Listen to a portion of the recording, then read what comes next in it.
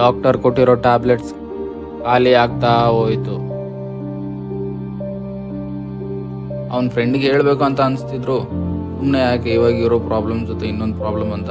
ಸ್ವಲ್ಪ ದಿನ ಬಿಟ್ಟರೆ ಅವರೇ ಅರ್ಥ ಮಾಡ್ಕೊಂಡು ಸುಮ್ಮನಾಗ್ತಾರಂತ ಸುಮ್ಮನಾಗ್ತಿದ್ದ.